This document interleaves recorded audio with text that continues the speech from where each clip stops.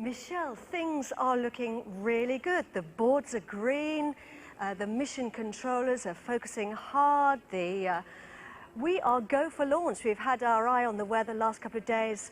The weather's been a little bit inclement, so we're keeping an eye on that, but otherwise everything's looking absolutely great. And I have to tell you, there is just such a buzz of excitement here in the Mission Control Center. It's a remarkable feeling.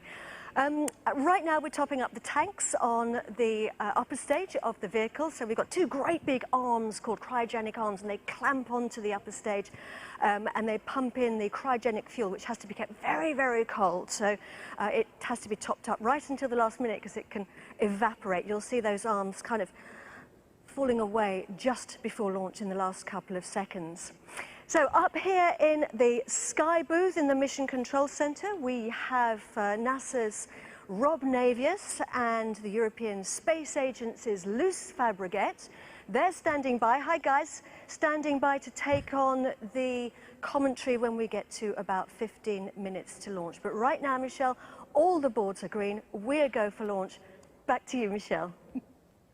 We'll be coming back to Katie for the final phases of the countdown in just a little bit. So I'm an astronomer, and this launch is a huge deal for me. I am personally really, really excited. But why is this such a big event for everyone? The Webb telescope is nothing less than humanity's next effort to move closer to understanding some of the biggest questions about the origin of our universe.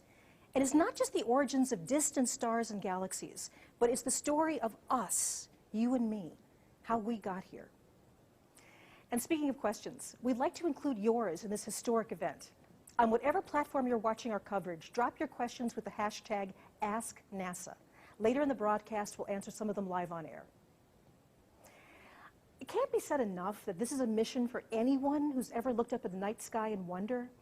People all over the world are sending in their best wishes for the success of Webb. And let's look at some of them now.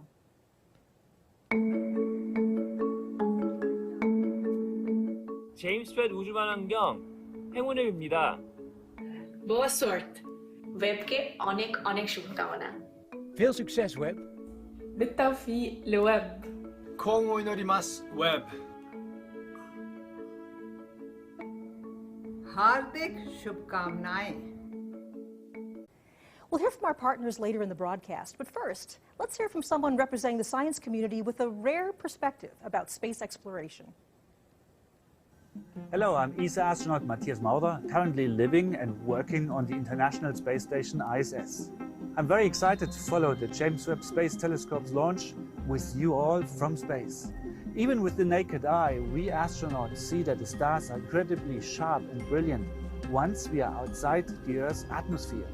James Webb Space Telescope will be the largest and the most powerful telescope in space yet. And it was built to study the big questions. Questions like, where do we come from? How did galaxies form, like our Milky Way? How are stars and planets born, like the Sun and the Earth? Might there even be life on other planets? The James Webb Space Telescope is a joint project between NASA, the European and the Canadian space agencies, and by tens of thousands of people with origins in many countries. And it will be used by scientists everywhere on Earth.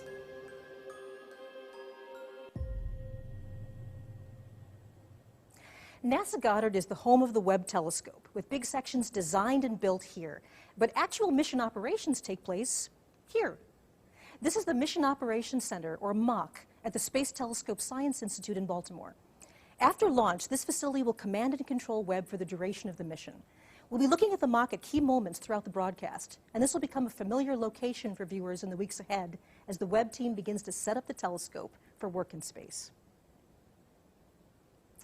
So as we move closer to launch, we'll actually keep a picture of the launch facility right here on the screen. But for the next 10 minutes or so, we're going to talk about some of Webb's principal science goals. If you've ever seen a telescope before, I'm certain it didn't look like this. Of course, the look of this particular machine is a direct result of the scientific questions it's been built to pursue. So fortunately, we've got an expert pair of guests with me this morning to help explain those science goals and much more.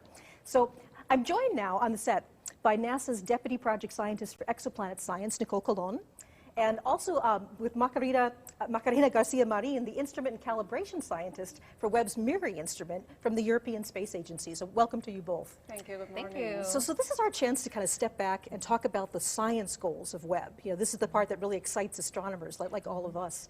And I know that there's unusual things about it being an infrared telescope. There are specific science goals, infrared answers. So maybe you could start us out, Nicole, with you're an expert on exoplanets. How is the infrared really important for your study? Sure. Well, with exoplanets, we want to study their atmospheres. And as a reminder, exoplanets are planets that orbit distant stars. So we're looking for very small signals when we study their atmospheres. And Webb is this giant telescope that we're able to use to collect these small signals and look for infrared signatures, chemical signatures of water and methane and carbon dioxide, those types of molecules in their atmospheres. And why the infrared? You know, that's really because those signatures are the strongest in the infrared. We know that they exist there, and so that's why we want to use Webb to look there. It seems an amazing idea. So exoplanets, planets around other stars, are light years away from us, tremendously distant. So how do we know if it's water, methane? I mean, how can we probe an atmosphere so far away?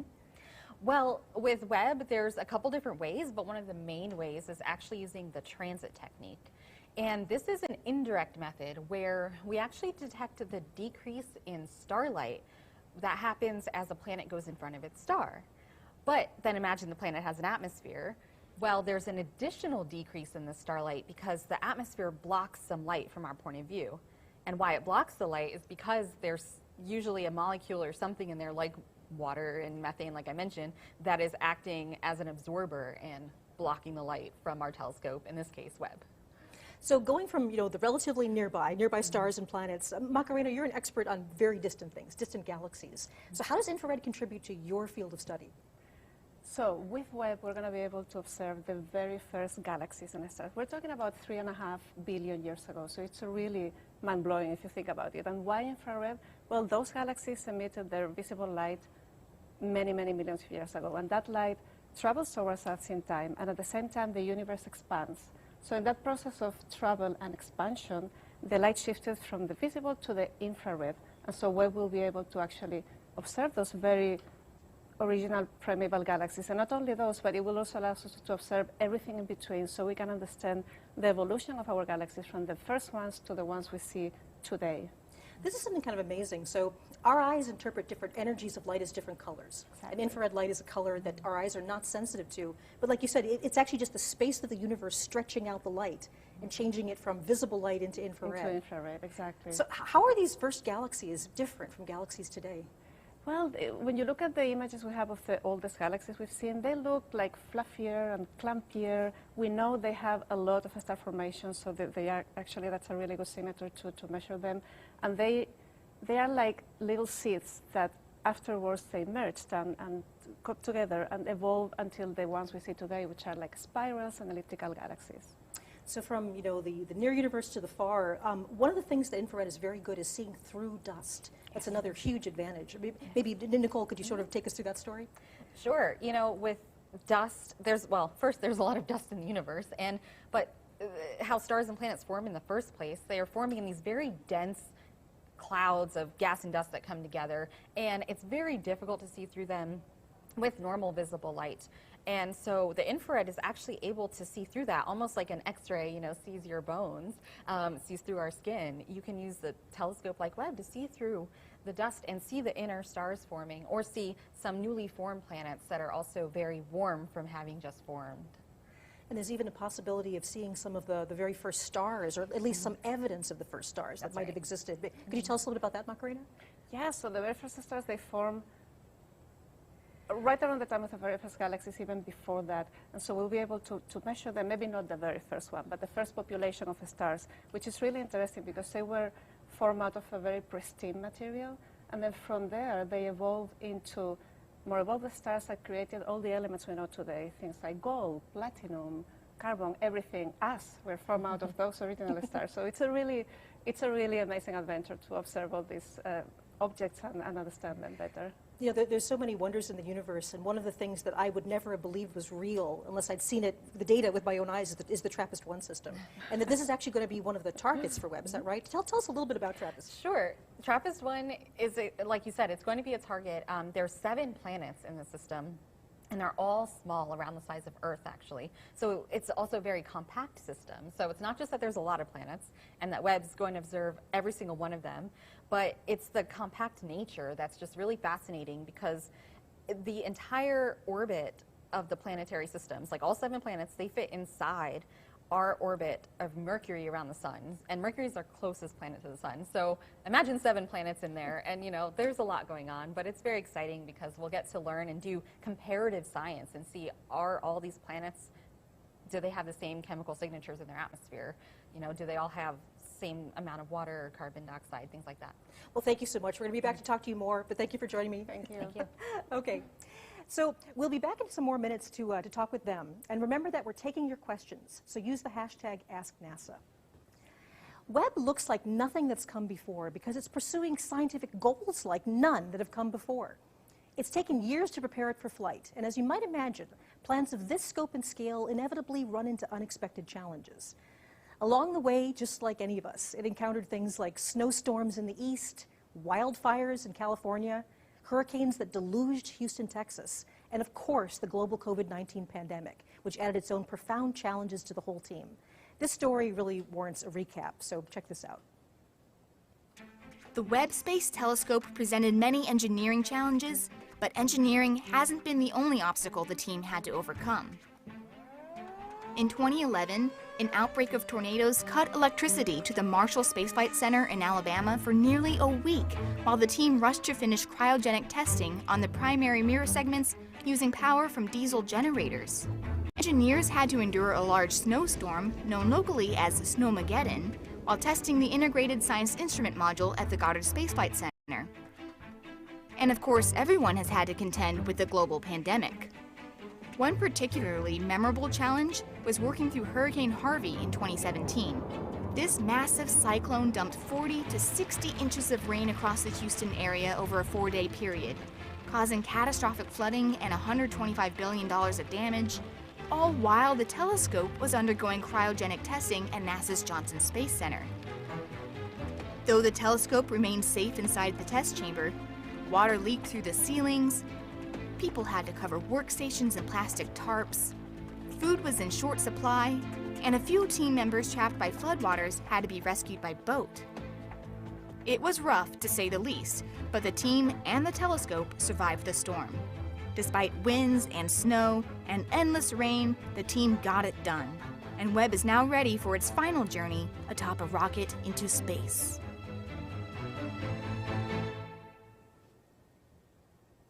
While the Webb telescope is a technological marvel, everything here began with questions. Questions about how the first stars and galaxies came to be. Questions about whether planets around other stars might have environments that can sustain life. And of course, the promise of discoveries we can't even predict yet. A few days ago, I had a chance to speak with someone who's probably the best person on Earth to help us understand what we know, what we don't know, and how Webb will help fill in those gaps. Dr. John Mather is a Nobel Prize winner who measured the Big Bang with an observatory built here at NASA Goddard. John is Webb's senior project scientist, and we're so pleased to have you here today, John. Good to be here with you, Michelle. So to start this incredible story of Webb, let's start with something that's deceptively simple, gravity. There's something special about gravity. Gravity is special. Gravity always pulls. It's the only force of nature that always pulls. So that's special. And what makes that special is that gravity, although it's very weak, is very long range. It can reach across the universe and slow down the expansion of the material that came from the Big Bang, turn it around, pull it back together, turn it into galaxies and stars, and eventually planets and a place where we could live. So that's what makes gravity special among all the forces of nature. And something so simple, like just the idea that it's always pulling together, that simplicity leads to wonderful complexity, doesn't it? Yes, because it's always pulling, it's possible for gravitational energy to be converted into kinetic energy, that is heat, and the universe becomes self-heating, which is not something the other forces could do all by themselves. Clouds of gas can be compressed by the gravity until they get big enough and hot enough to light up, and have the nuclear reactions inside that turn hydrogen and helium into the chemical elements you see around you, here in the house, here on the set. So carbon, oxygen, nitrogen, everything we have that we think of as ordinary came from inside stars. So we are stardust, as Carl Sagan told us, but there wasn't any stardust in the Big Bang. So we need this part of the story to be figured out. How did we come to be able to live here on our little planet when the universe started out without all of these goody things? So you mentioned these planets around other stars. So we're almost sort of going through all these amazing science goals of the Webb. What can Webb tell us about planets around other stars? Well, once in a while, a planet goes in front of the star, and some of the starlight goes through the atmosphere of the planet, if it has an atmosphere, on its way to the telescope. We will spread out that light into a spectrum, or what you would call a rainbow, and we'll analyze it to see what are the chemicals that are in that atmosphere. So we will be able to tell you, maybe, that's the plan, whether those little planets that might be like Earth actually could have, for instance, water in their atmosphere, and maybe enough water so there could be a liquid ocean under that atmosphere. One of the great questions. So we know they're planets. We know when we should look. We just don't know what we're going to see. So after the Webb launches, one of my dreams is I'm going to be standing outside in my backyard and point to a star and say there's a planet around that star that we know has water vapor, oxygen, perhaps methane, carbon dioxide. So what is Webb going to also do in the search for life closer to home, our own backyard? Well, here in our own solar system, we will be looking at everything from Mars on outwards to the farthest we can see. Satellites, comets, asteroids, and the planets themselves. And some of them are really interesting and special because we know they're possible homes of life. What would make a thing a home of life? Well, if it's wet. That's the good clue. So the satellite Europa, which orbits around Jupiter, was discovered by Galileo himself. And we know now that it has an ocean that's covered with ice. There are cracks in the ice where water comes spitting out. NASA are going to send a probe over there to fly through those plumes. We're also going to point over there with the Webb telescope to see what can see about that atmosphere and those plumes of water. We'll be looking at Titan, which is a satellite of Saturn, which is so big that it has an atmosphere enough to fly a helicopter. And it is cold out there, so that what they have, what is on the surface, is solid ice, and over that are liquid hydrocarbons, which you would use for fuel here in our home. But over there, it's liquid rain, lakes and rivers, and we will be looking at the geology of that before we send the helicopter out there. So you're on this amazing journey from the very distant early universe all the way to our own solar system, but this has also been a personal journey for you. You've been working on Webb since the very beginning of the mission, is that correct? I have. Since '95, we had our first conversation, but people were even dreaming and imagining way before that what we needed. And you could tell even before we launched the Hubble what were the possibilities, and we learned that we would need an infrared telescope that could do things that the Hubble could not do. Well, John, I've been an admirer of yours for many decades now, and it's an honor to be with you on this part of the mission. So thank you so much for joining us. Best of luck on the launch and the mission ahead. And thank you for asking all these great questions.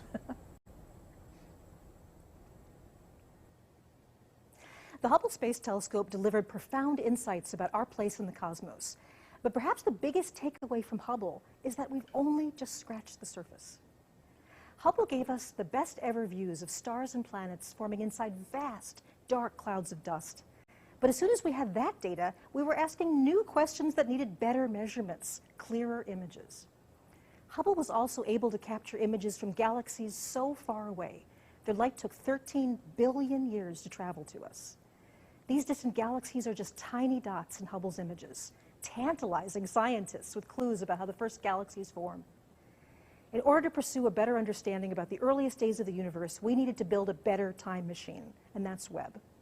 So I'm going to be rejoined here by Nicole and Macarena, and this is our chance to talk a bit about building that better time machine. You know, what about the technology of Webb? So there's so many aspects of Webb to start off with, but maybe, again, going back to the theme of infrared. The design of this telescope is so different because we had to use infrared light, heat light.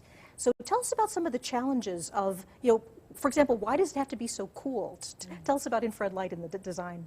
Right. Well, I think we've heard already just how cool it has to be. It's around or below 50 Kelvin, and that's minus 370 degrees Fahrenheit. Actually, below that is what it operates at.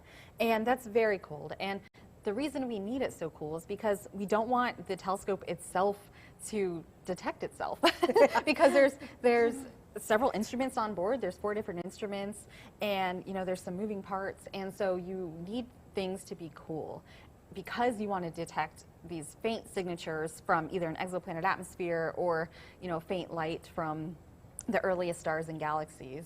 So you just don't want to detect your own telescope.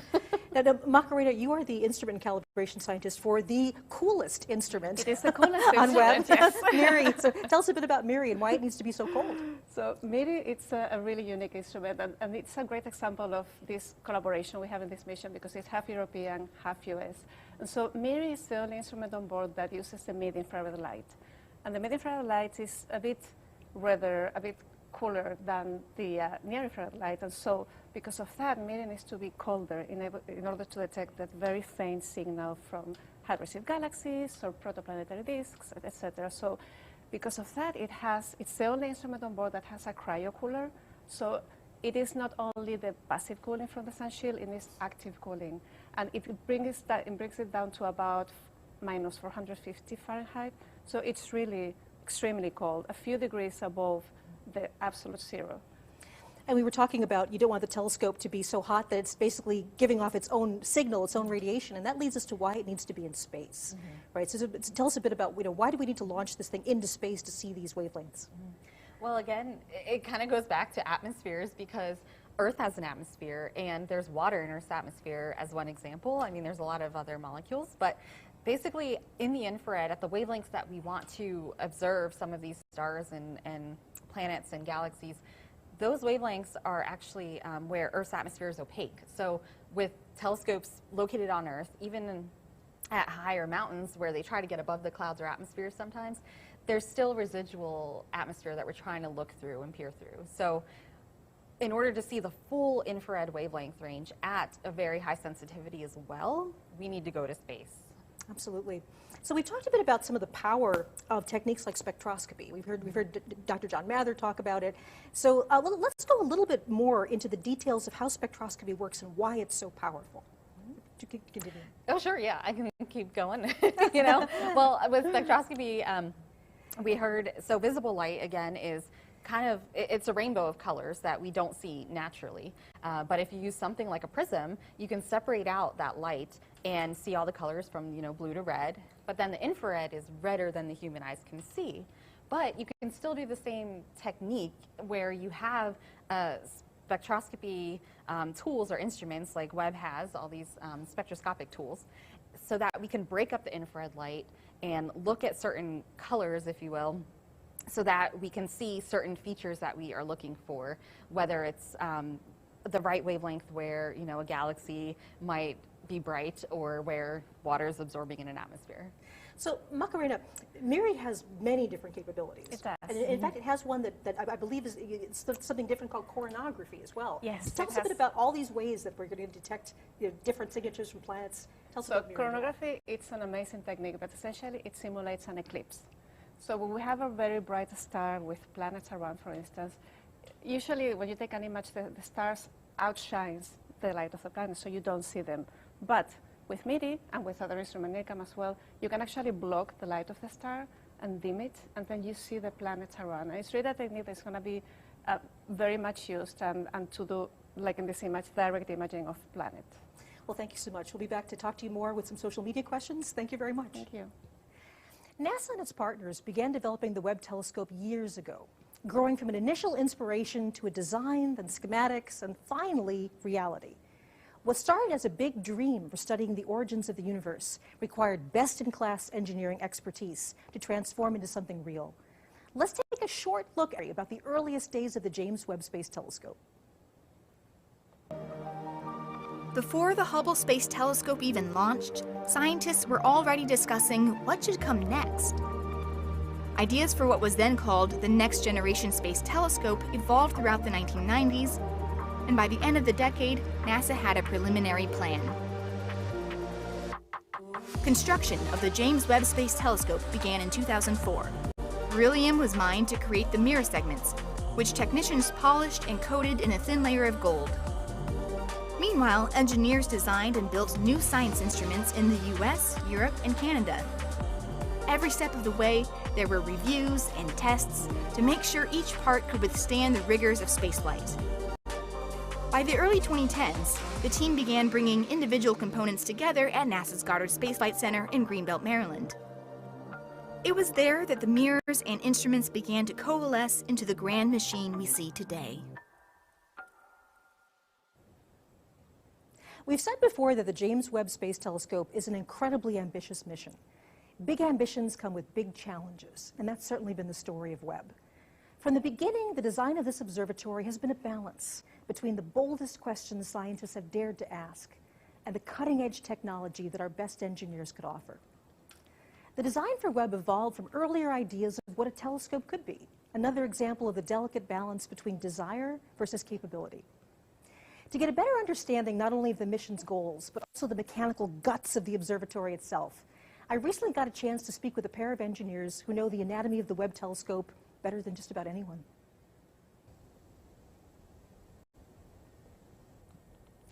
I'm here with Keith Parrish, a senior engineer on the Webb mission.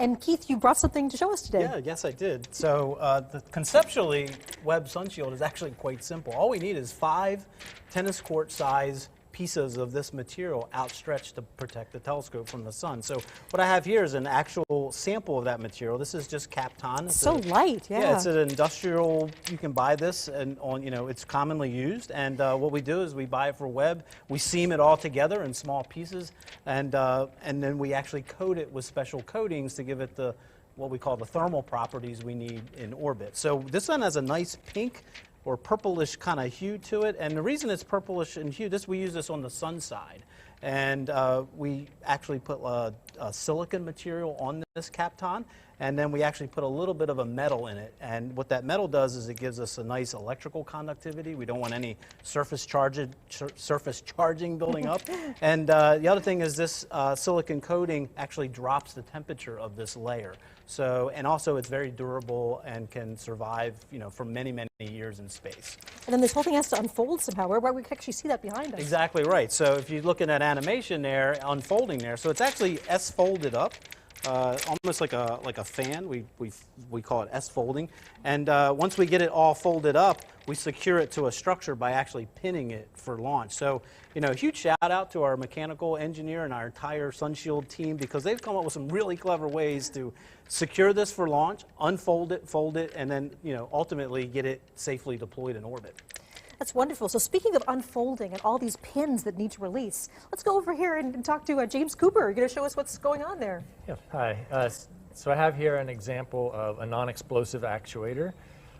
We have 178 of these. These are all these little pins we're talking about, right? James Webb, right. Yeah. 107 of the 178 are the membrane release devices. And we use this type of actuator because it produces a very low shock when it's released. And the animation shows conceptually how it works. We send an electrical signal through either one of our connectors. We use both, but either one of them can cause the release to happen. It melts a small wire inside, and then we have a spring that unwinds and allows 2 halves of a split nut to separate, and then our pin can get extracted. And so in the case of the MRDs, it's a spring-loaded pin that pulls to release the folded membranes. In other places, we would be bolting 2 pieces of structure together and then releasing them so we can deploy them. And the Sunshield itself has 107 of these? 107 MRDs that all have to work. Every single one has to work. Every single one has to work. And 178 of this type of device in various configurations around the entire observatory. Right. Well, if we go over here, we've got something sort of lovely waiting for us, a big gold hexagon. So tell us what we're looking at, a sort of a model here of a mirror segment, right? Right. Yeah. Full-scale, single segment, one of the 18 mirror segments on James Webb. The real ones would be machined out of a single piece of beryllium to the exact curvature we need. And then once we're deployed on orbit, each segment can be individually focused to make it act as a single perfect mirror. Now that coating, tell us about this gold coating here. Yeah, so this is coated with a very thin layer of gold. It's only a few hundred atoms thick of gold, and that gold is really good because it gives us a reflective property in the infrared, and that's really what Webb is an infrared telescope, and we need that sun shield exists to cool this entire telescope. So this mirror actually runs about minus 400 degrees Fahrenheit on orbit. If it were warmer than that, the infrared energy coming off of this, that heat energy would swamp our detector system and our instruments. So that entire sun shield exists to cool all 18 of these down. And again, this gold coating is what helps with all that reflectivity to make it perform even better. Well, that's wonderful. So now you put it all together, and we have a smaller mock-up here, the sun shield, the mirror. Tell us what we're looking at here. Much smaller. So yeah, this is our entire observatory fully deployed on orbit. And you can see the sun shield here is a large feature. You can see all 5 layers that I talked about earlier. And it's the separation of those 5 layers which lets heat energy escape out to space before it eventually gets to this cold layer. Again, that entire telescope is running minus 400 degrees Fahrenheit, and the way we get it that cold is this side is shaded. The telescope is looking to the deep universe, which is near absolute zero. And then again, this layer here, we've got about a 500 degree temperature drop, so this telescope is also looking at this layer here, which is nice and cold. So that's what lets us harness thermal physics to cool this down to those really, really cold temperatures. Again, you can see our booms, which are fully deployed and stretching this out, and then ultimately all folds up and gets stowed into this structure for launch. Right, so the membrane release devices would be along the back side of these structures on the forward and the aft side. And we release them in rows so that we can sequentially start to unfold the membrane once those pins are pulled out of the way. Well, that's wonderful. Thank you so much for joining us, and best of luck on the launch. I'm very excited. Yep, thank you.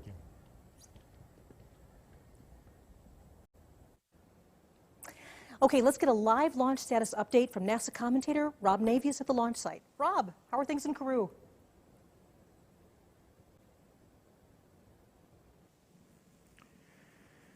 Well, thank you, Michelle, and Merry Christmas from the Jupiter Control Center here in Kourou, French Guiana. You are looking live at an Ariane 5 rocket on its launch pad, ready to send the James Webb Space Telescope on the initial phase of its journey. The fueling of the Ariane 5's first and upper stages began before sunrise, and in the last few minutes, mission controllers here in Kourou and at the telescope's control center at the Space Telescope Science Institute in Baltimore conducted polls, with all positions reporting they are go to proceed into the final phase of the countdown. Launch controllers have been monitoring weather conditions throughout the night, keeping tabs on clouds and wind speeds, both at ground level and in the flight path of the Ariane 5, ensuring that all of the precise commit criteria are acceptable for launch. Right now, we have a green board, no issues as the countdown proceeds, no issues again being tracked by the flight control team here in Kourou. By the way, our broadcast today is a collaborative effort between NASA and the European Space Agency. So that's it from now. From the Ariane 5 Mission Control here in Kourou, we'll be back with you soon. For now, let's go back to the Goddard Space Flight Center and Michelle Thaler. Thank you very much, Rob. So Webb asks big science questions. It demonstrates astounding technology. It inspires and excites people to dream and wonder. And the spark of inspiration is the ignition of creativity. Kids all over the world have a natural affinity for Webb's big pursuits. And now we have a collection of young artists ready to showcase their work. Hi everyone, I'm Kelly Girardi, and this is Delta V, and we're kicking off the Unfold the Universe Challenge with NASA and the James Webb Space Telescope. NASA is hosting an Unfold the Universe Art Challenge. Use your imagination to share what you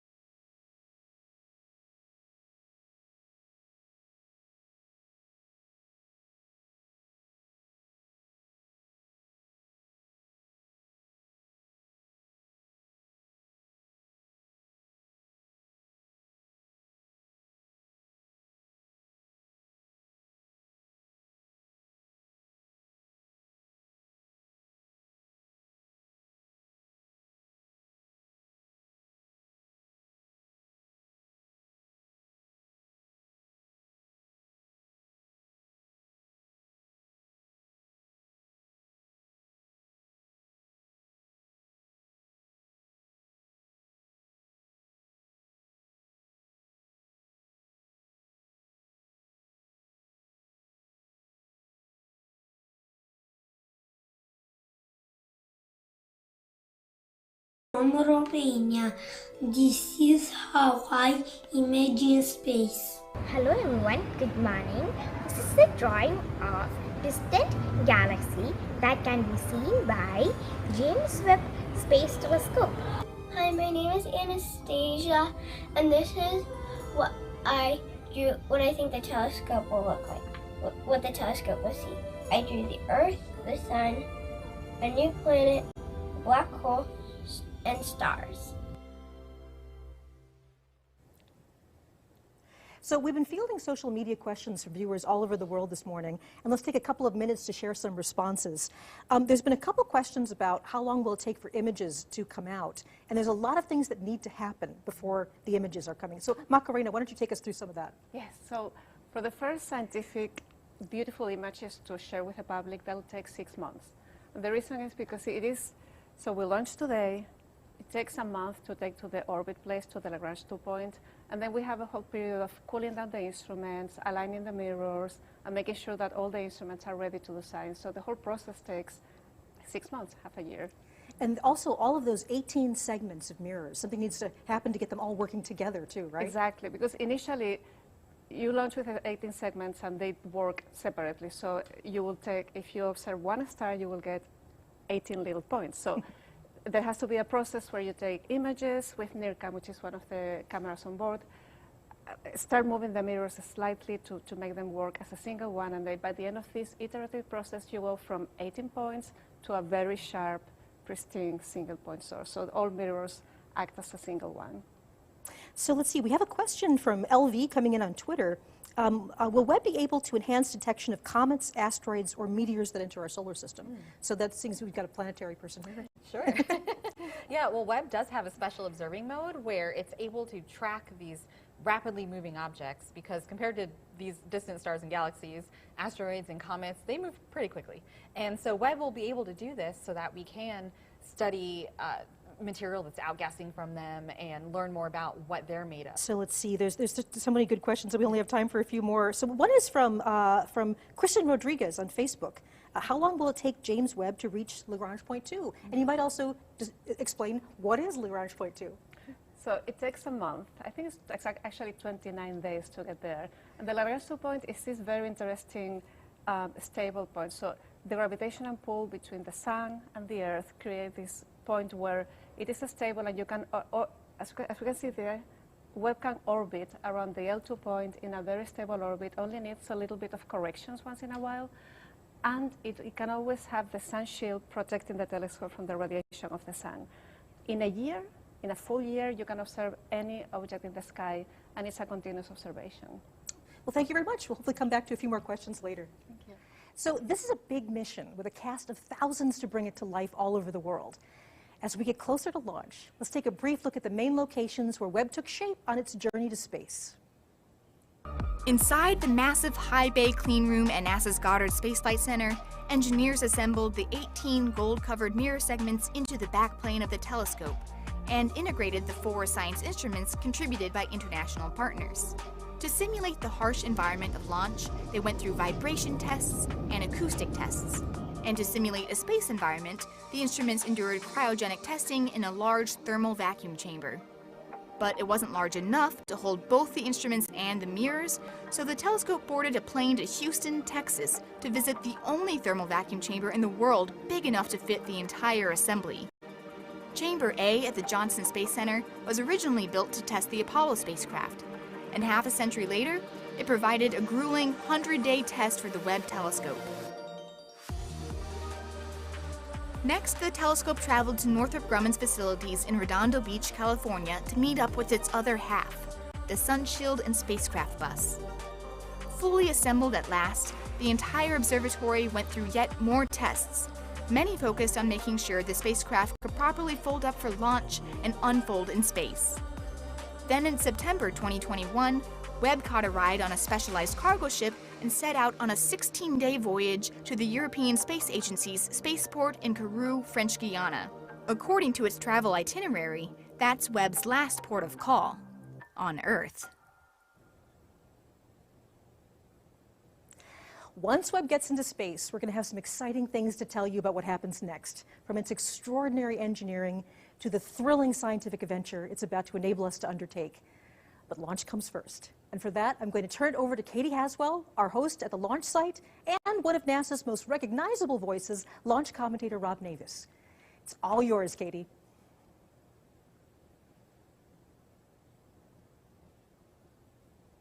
Thanks very much indeed, Michelle. Well, it's all looking very good here at the spaceport for a Christmas Day launch. Operations running smoothly, the countdown ticking over nicely. All the systems are green and we are go for launch. You can see there we're looking at launch pad number 3, the James Webb Space Telescope, inside the very top of the rocket in first class with its seatbelt on, waiting patiently for liftoff. That's scheduled in about 32 minutes' time. I'm in the Mission Control Center here at the spaceport, the nerve center of operations. We're about 10 kilometers from that pad, and behind me you can see it's a laser focus here in the control center with the mission control centers all on console there as we get closer to launch. We call this the fishbowl behind this protected glass. And up in their skybox here in Mission Control are NASA's Rob Navis and the European Space Agency's Luce Fabregat, and they're standing by to take over the commentary about 15 minutes as we get closer to launch. First of all, though, let's check in on the countdown and let's see how things are progressing with Stefan Israel. Stefan is the CEO of Arianespace. Arianespace is the company responsible for getting our telescope into space today. Stefan, thanks for joining us. No pressure. Good morning, Katie. How are things looking? So we are now 31 minutes before liftoff. So far, so good. Ariane 5 is ready. Webb is ready. The range is ready. And the weather is green. Well, that's good to hear. So what can we expect to see? What's going to happen? Yes, so in the 30 coming minutes, we will make the final operations. 10 minutes before liftoff, we will have the final authorization of the weather. And 7 minutes before liftoff, we will enter in the famous synchronized sequence. And, I mean, how's everyone feeling? I'm guessing everyone's... We launched for humanity this morning from the Guyana Space Center. You know what Webb is about? After Webb, we will never see the skies in quite the same way. It's an important project, isn't it, for everybody? It's a very special mission, but we have delivered already 111 times with Ariane. This is the 112th Ariane 5, so we will deliver this morning. And everybody there in the control center, cool, calm, and collected. Stefan, thank you very much for having taken time to step out of the fishbowl for us, so you can head back now into the fishbowl and take up your position. Stefan Israel, thank you very much indeed. Stefan, of course, heads up what we call the flight desk, which is the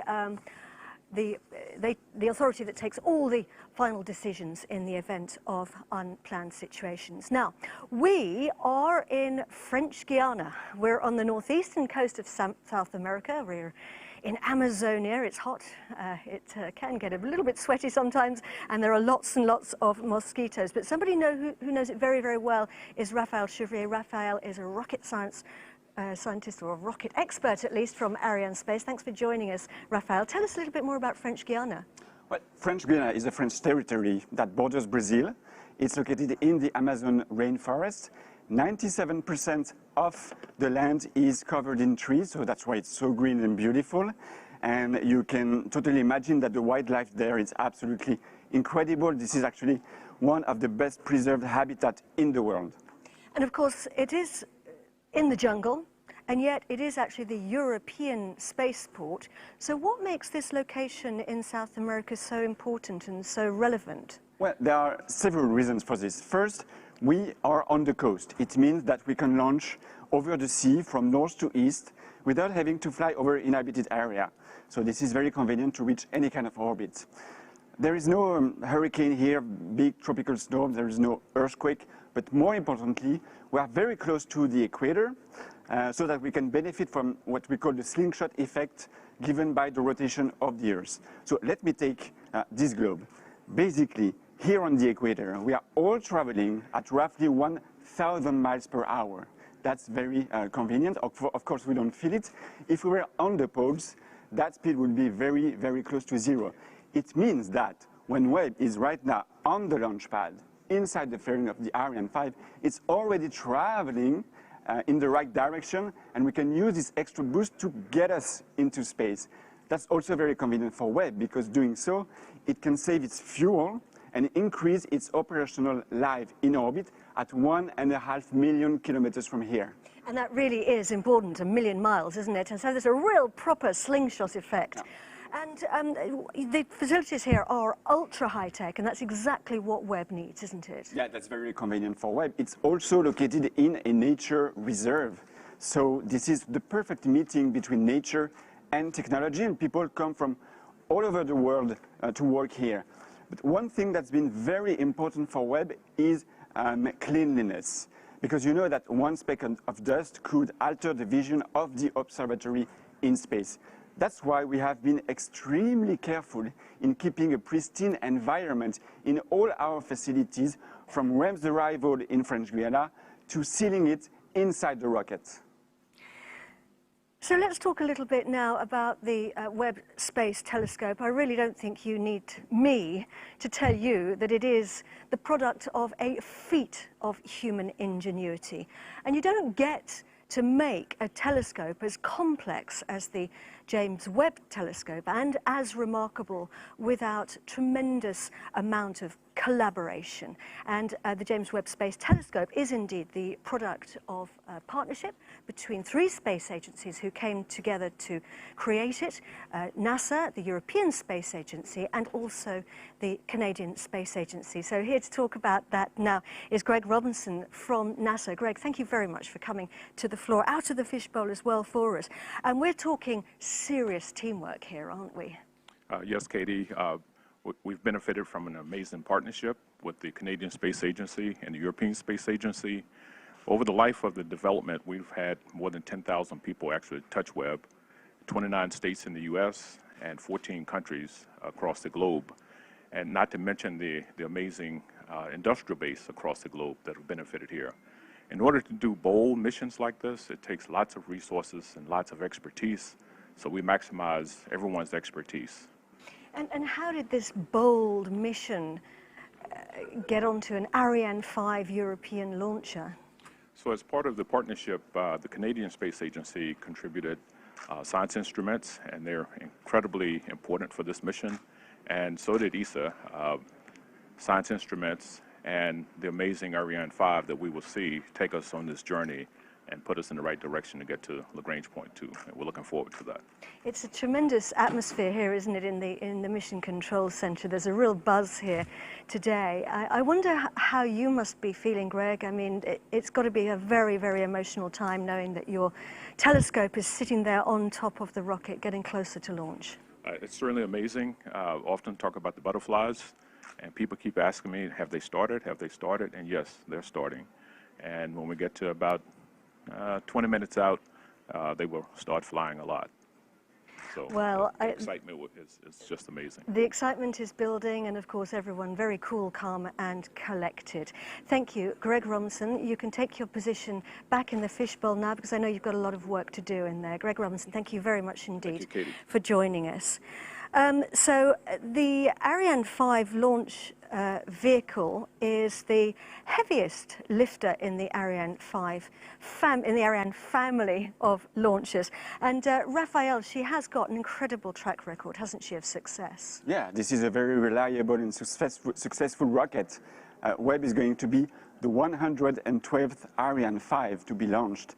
And the very first Ariane, the Ariane 1, took off exactly 42 years ago. Yesterday, this was on Christmas Eve, 1979. Good symbol.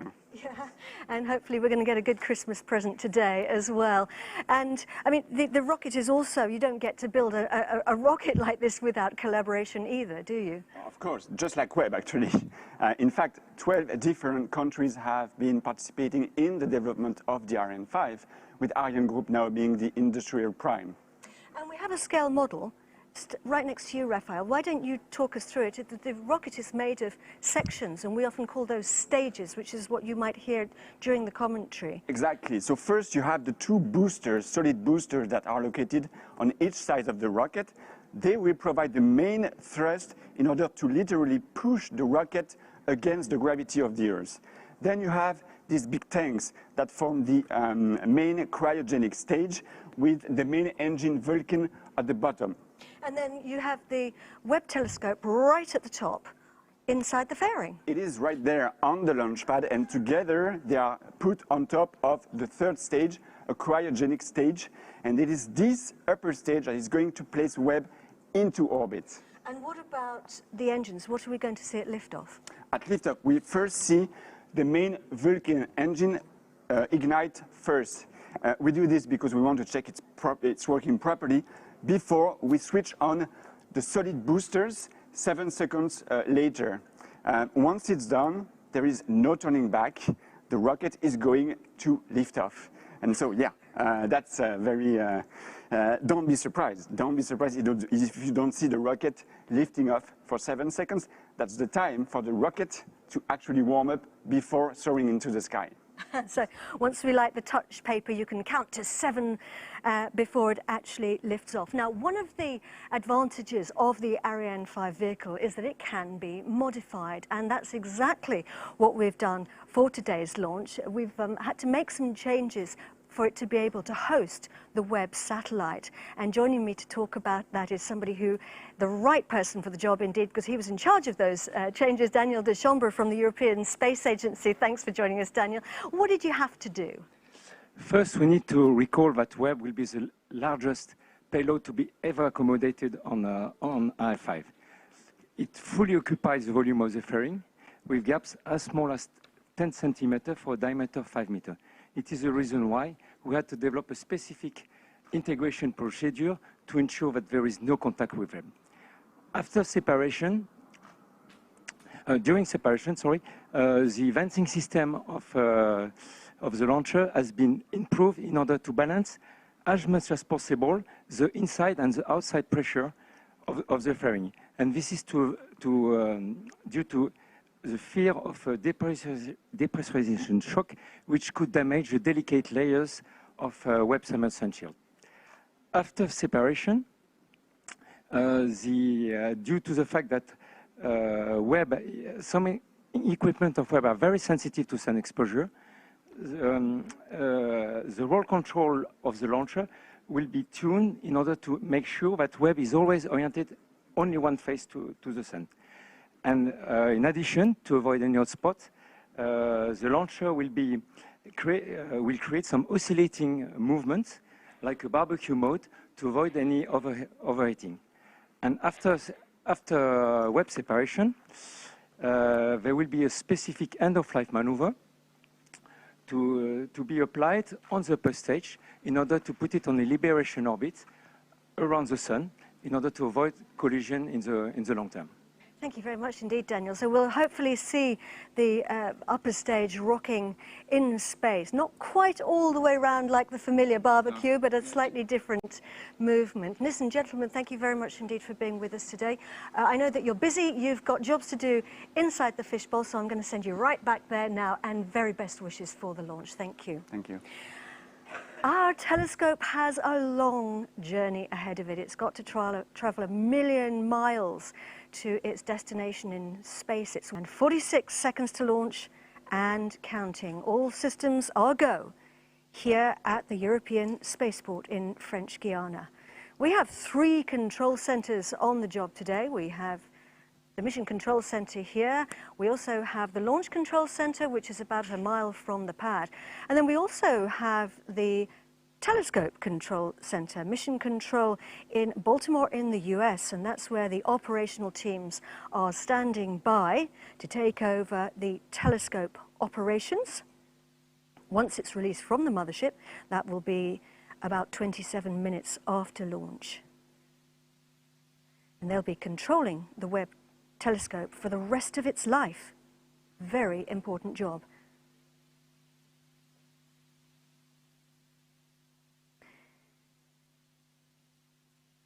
The James Webb Space Telescope is a truly remarkable observatory.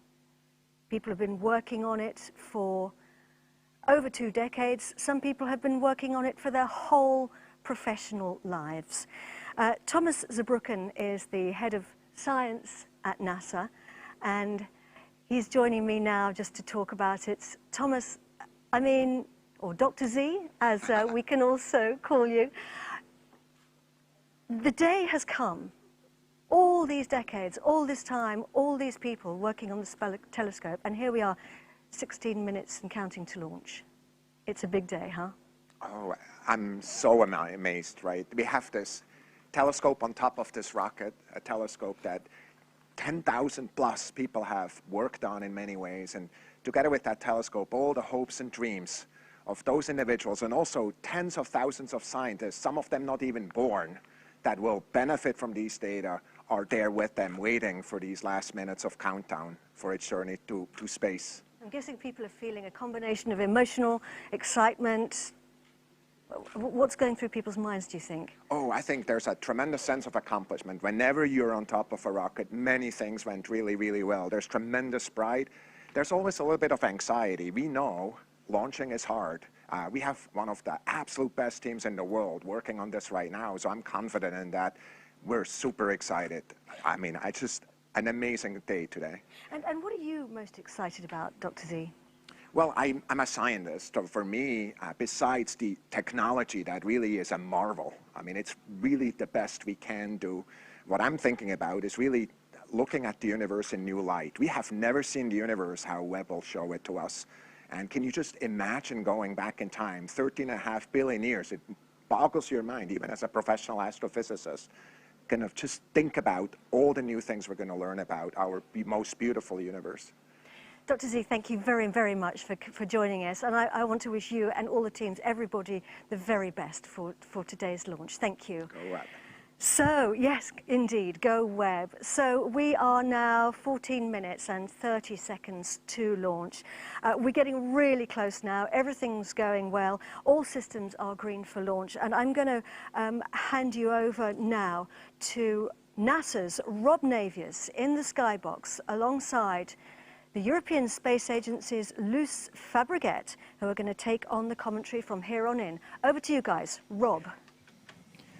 Well, thank you, Katie. Merry Christmas to our worldwide audience from our broadcast booth high atop the Jupiter Control Center here in Kourou.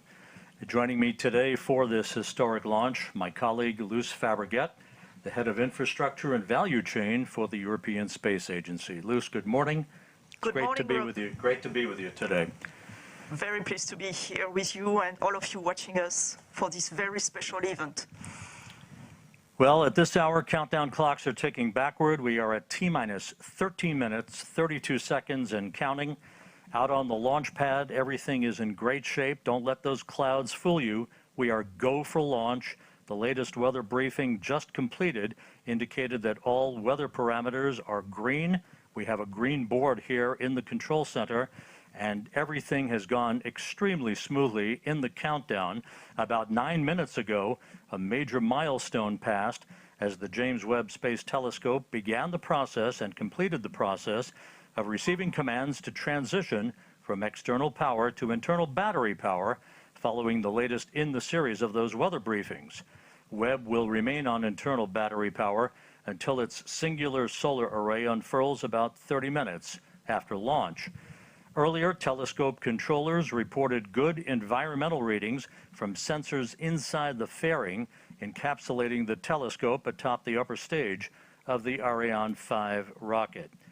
And Luce, as we enter the most critical phase of the countdown, can you outline some of the upcoming critical activities as we head into the phase called synchronized sequence? Yes, Rob. We are now reaching the end of this 11-hour sequence that we call the chronology, and that started yesterday evening. All systems here have been prepared for the final launch operations. And at the time being, it's rather quiet now inside the launch table and also inside the launcher. We were told a few minutes ago by the Launch Control Center here that the launcher fluids and electric systems are ready for the final automated sequence. They are on hold now, waiting for the last weather report at minus 10 minutes. After this weather report, 3 minutes later, we will have the beginning of this famous synchronized sequence when all systems will be made ready for the liftoff. This sequence will first be run by the ground calculator, and then the onboard computer will take the lead step by step, and the launch vehicle will be made autonomous from the ground system. You know that we have 2 tanks in each cryogenic stage, upper stage and main stage. All 4 tanks are, of course, thermally insulated from the hot environment we have here in French Guiana. However, these liquid propellants are at very low temperature, and because of that, slightly evaporate. And to ensure they are perfectly loaded at liftoff, their final loading and topping up will last up to 4 minutes before the launch. So that will be the beginning of the synchronized sequence run by the ground calculators. Then we will have on the fleet side the end of the topping up, the final loading and the topping up of the different tanks. And on the electrical side, we will have the onboard computer getting prepared for the launch also, and it will be uploaded with the H0, with the H0 time, the time for the liftoff, which is today at the beginning of the window, 9:20 local time, 7:20 Eastern time. And Luce, we're coming up on that final weather report. We expect all systems to remain green. We'll be going down to the fishbowl to confirm that just a moment or two from now. It's a 27-minute ride to orbit from liftoff until the time that the Webb Observatory is separated from the upper stage of the Ariane 5 rocket.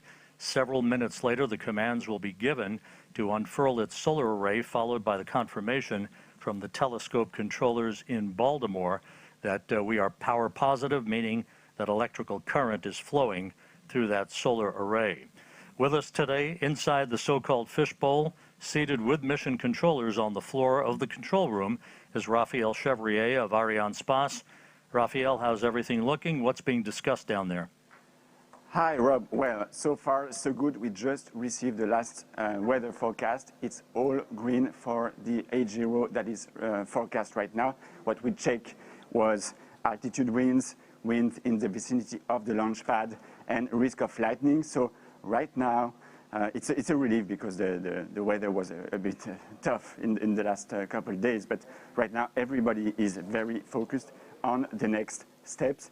The start of the synchronized sequence at 7 minutes before liftoff. Last operations that Luce described earlier before Webb and the Ariane 5 are going to lift off and soar into the sky. Thanks, Raphael. We'll be back with you and Luce here shortly. We now have confirmation from Baltimore that James Webb is on internal power. Amidst all of this activity, we cannot forget that it is Christmas Day. 53 years ago, the astronauts of Apollo 8 completed their 10th and final orbit of the moon after reading from the book of Genesis on Christmas Eve to billions of people watching with rapt attention back on our planet. The astronauts then headed for home following their spacecraft's trans-Earth injection burn. Today, more than a half-century later, we're just minutes away from another Genesis, the genesis of new era of discovery. The launch of the James Webb Space Telescope is at hand. We're just 38 seconds away from entering the critical synchronized sequence. You're going to be hearing all the critical calls from the DDO, the Range Operations Manager, who is Jean-Luc Voyer, here in the in the Mission Control Center. There he is. He will be calling the start of synchronized sequence, all of the critical countdown milestones, and we will be listening very intently for his calls. Let's stand by. À tous de DDO, attention pour la séquence finale lanceur.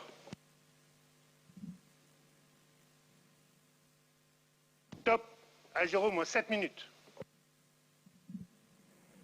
And with that, we've entered the period of synchronized sequence.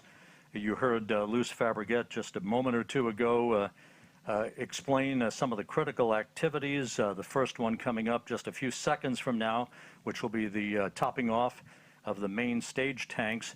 The first or core stage was loaded earlier this morning with 175 tons of propellant, 150 tons of liquid oxygen, and 25 tons of liquid hydrogen. The upper stage loaded with 15 tons of propellant that will be the workhorse for a 16-minute burn to lift James Webb to its final orbit. At separation, some 27 minutes and 7 seconds after launch, James Webb will be at an altitude of about 864 statute miles. To put that into perspective, some 520 miles higher than the Hubble Space Telescope and more than 600 miles higher than the International Space Station.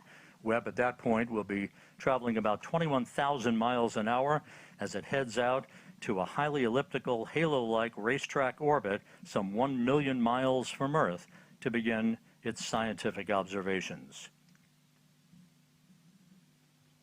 In a little more than 1 minute from now, we will see the 4 tanks pressurized at their flight level for the last tests before the ignition of the Vulcan engine.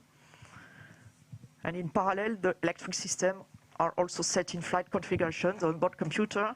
The electrical power, as for the telescope, it will switch from ground to internal power 1 minute before the launch, 1 minute and 5 seconds before the launch. And we are going to see -6 seconds.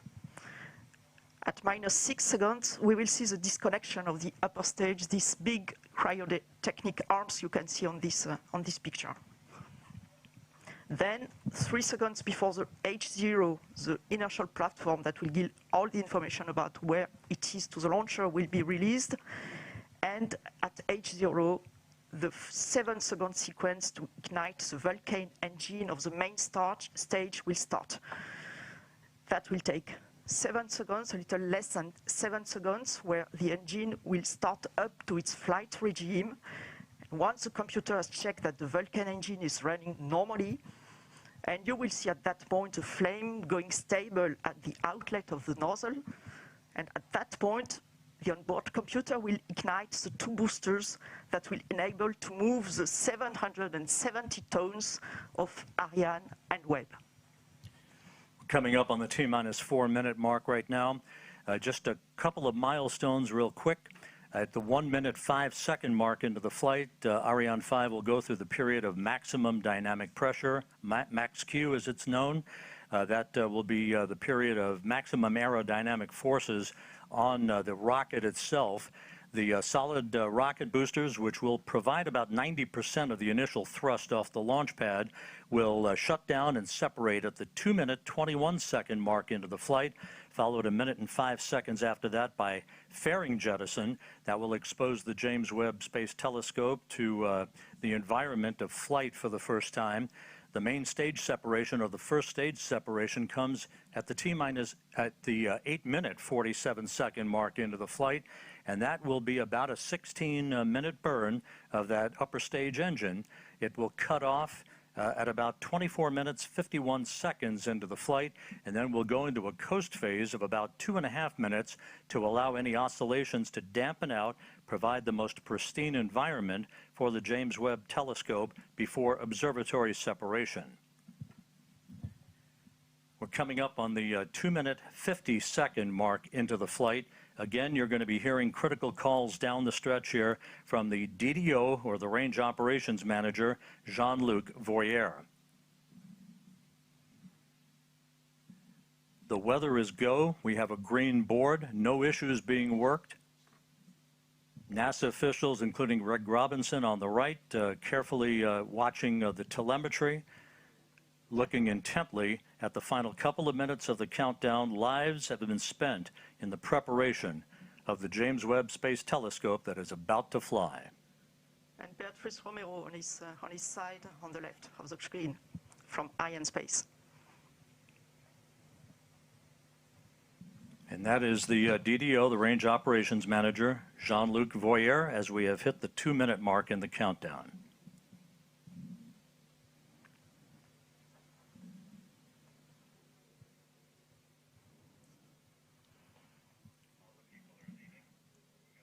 The flight will be in 2 phases. You will see the first part of the flight during the solid rocket boosters phase. That will be the atmospheric part of the flight, the atmospheric flight. and the trajectory will be driven by a to reduce the aerodynamic loads, and we will have a very different exo-atmospheric flight after that. And you were watching a number of people, VIPs and invited guests, moving out to the observation platform that is right next to the Jupiter Control Center as we stand by for the 1-minute call from Jean-Luc Voyer. À tous les vidéos, attention pour moins 1 minute.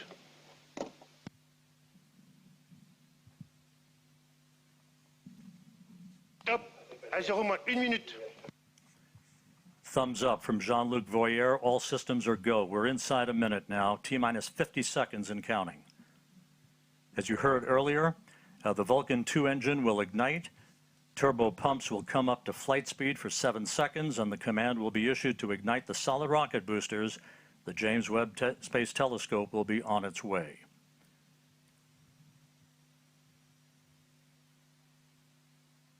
T-minus 30 seconds and counting.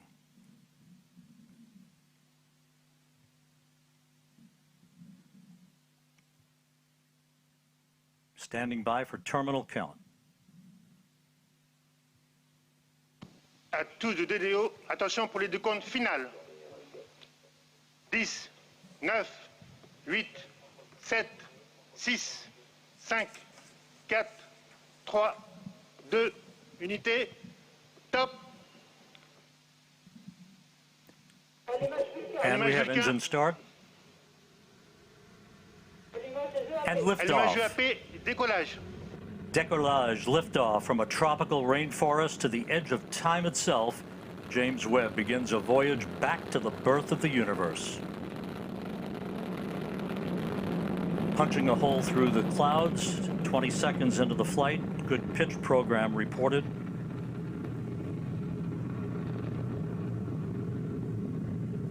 Trajectoire est nominale. Vehicle performance is nominal.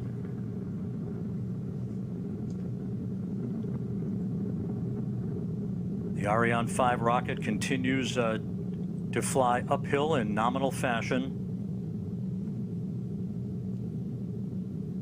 The rumble of the powerful Ariane 5 now being felt here in the control center.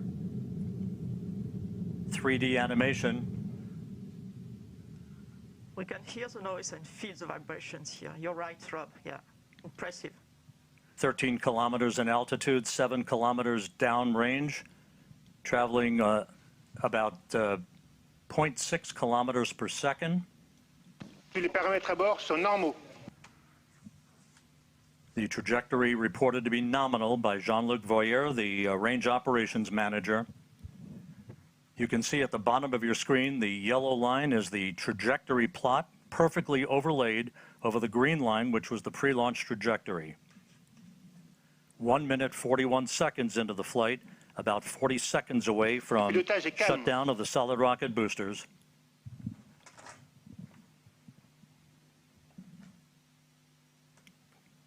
Coming up on the 2-minute mark into the flight.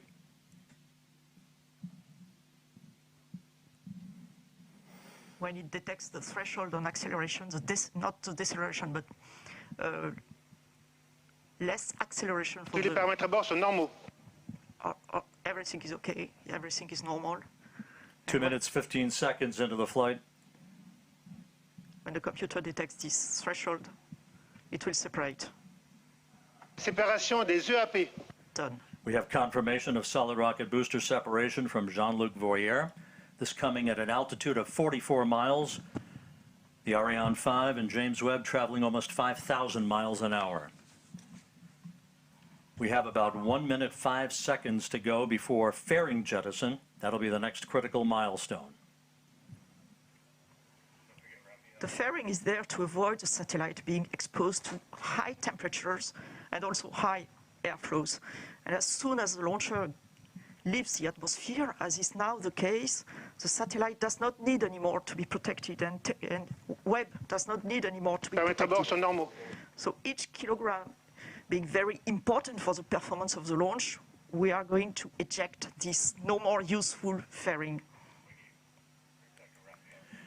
And let's go down to the floor in the Jupiter Control Center to Raphael Chevrier of Arianespace. Raphael, so far so good.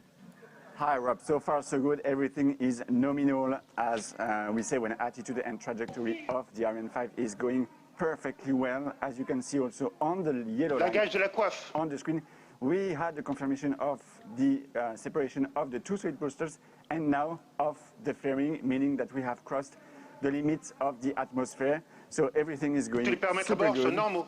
And the DDO just said that all parameters are going perfectly smoothly. So let's continue the mission. And Raphael, this is a view from the upper stage camera called the Vicky Cam, looking back at the James Webb Space Telescope. This is on about a 20-second delay or so because of the way the imagery is processed here in the control room. There's your telescope ready to unfurl its wings basically and begin its journey to the Lagrange point, the L2 point, about 1 million miles away from Earth. La trajectoire est nominale. Trajectory is nominal. The report from Jean-Luc Voyer.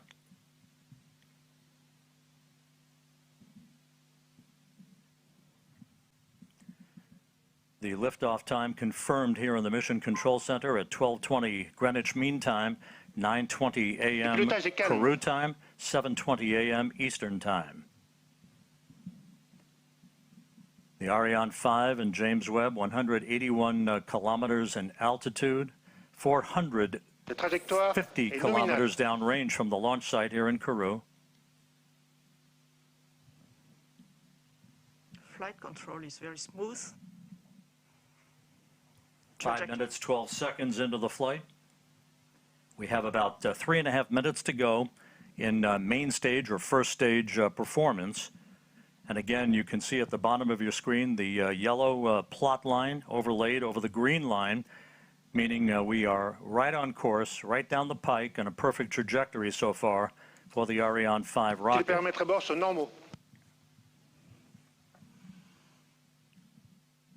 All telemetry data are now received by the Galileo tracking station, which is close to here, where we are in Kourou. It will track the launcher up to the ignition of its upper stage. And then we'll have the Natal station in Brazil, Ascension as you can see on the map, in the middle of the ocean, and the two last stations in Africa, Libreville and Malindi, one on the east coast, the other one on the west coast. And the one on the west coast, Malindi, you can see that the telescope will be separated more or less over this Malindi station. And this Malindi station will also acquire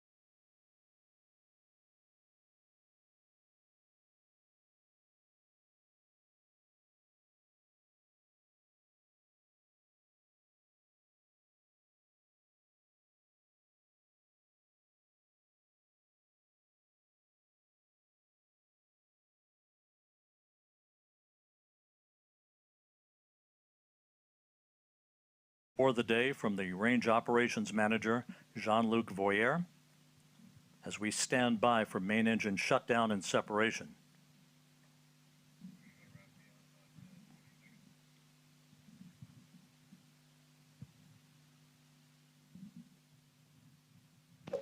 Extinction de l'EPC. Séparation EPC. And we have main stage shutdown and separation confirmed here in the Mission Control Center, and the ignition of that upper stage. And Raphael Chevrier down in the fishbowl. So far, so good. Yes, Rob, we have the confirmation of the separation of the main stage and the ignition of the upper stage. The trajectory is perfectly nominal. This is a very important moment for us because it's always a challenge to switch on a cryogenic engine in space condition, and we are now at 220 kilometers of altitude. Speed is a bit more than 7 kilometers per second. As we enter now the second stage of the second phase of the flight, the upper stage is going to power for about 16 minutes to place Webb on its transfer orbit, and right now everything is again nominal, as the DDO just said. And a short time from now, the so-called sawtooth maneuver will get underway. Again, like rocking a baby in a cradle, this will be a maneuver to keep Webb's optics protected from overheating, Luce. Exactly, Rob, like a baby in a cradle. You can see here Webb attached on top of Ariane 5 upper stage with a very specific configuration. Of course, it will be different during its lifetime, but for the time being, its sun shield is folded and not yet fully protecting the observatory. A number of exhaustive studies have been performed by the mission teams in Europe, in the US, on the thermal conditioning inside the telescope and the way the rays of the sun would propagate and interact with sensitive equipment inside the telescope. Maintain this thermal conditioning is really key before separating this telescope. And in particular, we know that one face of the telescope cannot face the sun. That's why, and to produce these right thermal conditions inside Webb, a specific roll law has been designed, what we call the sawtooth approach. And if you are watching carefully to these images, you can see this animation. You can see that the upper stage is going 30 degrees on one side, then 30 degrees on the other side, going back and forth this way to maintain this perfect thermal conditioning for the telescope. It's worthwhile noting that after Webb separates from the upper stage of the Ariane 5 rocket, which continues to perform in excellent fashion coming up on the 12-minute mark into the flight, the telescope controllers will be taking the baton, if you will, from the mission controllers here in Kourou. The first steps will be the opening of fuel valves, a pair of fuel valves, to start flowing fuel to Webb's onboard thrusters. They then will power on the valve drive electronics. Those are powered on in preparation to control and fire those thrusters when required. Webb's solar array is scheduled to be deployed at approximately the 33-minute mark into the flight. Once it is locked in place, we'll get the call that electricity is flowing through the array. That call will come from the Mission Operations Manager, Carl Starr, who's at the Space Telescope Science Institute at Johns Hopkins in Baltimore. Seated right behind him in that control room is Alicia Starr, a pair of stars helping to guide James Webb on its discovery of the stars. Alicia Starr is the lead engineer for launch and ascent events.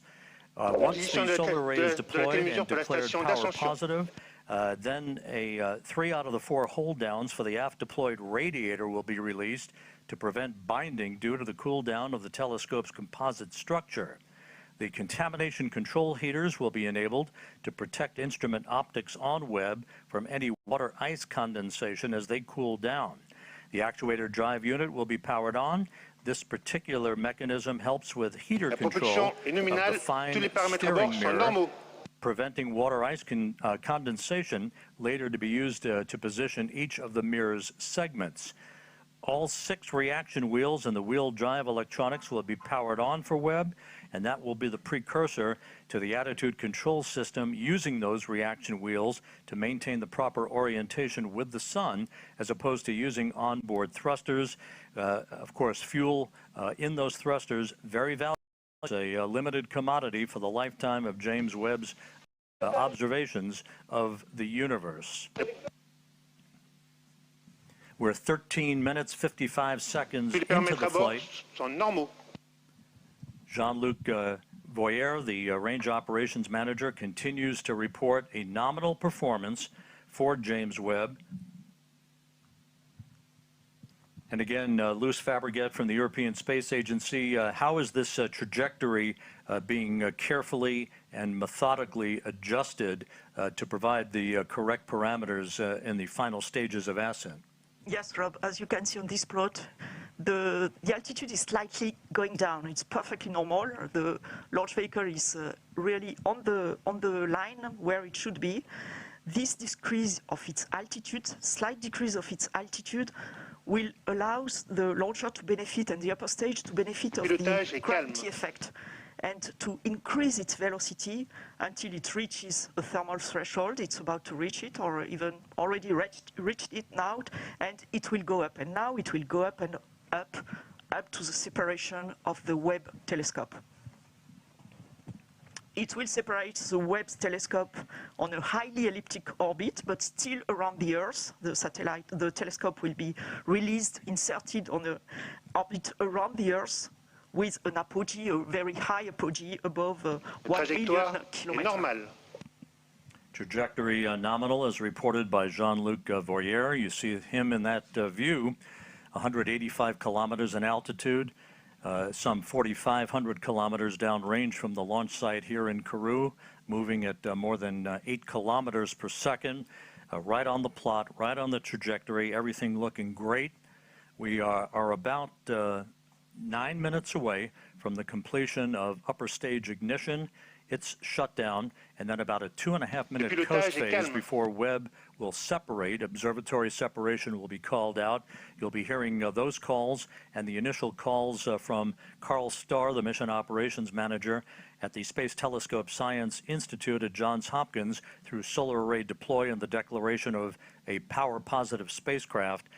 You know, James Webb, of course, will be traveling well beyond the moon to a distance of about 1 million miles away from Earth, settling into a highly elliptical, halo-like orbit to begin its astronomical observations. And again, as we mentioned earlier, at the time of observatory separation, Webb will be at an altitude of approximately 864 miles, statute miles, traveling some 21,000 miles an hour.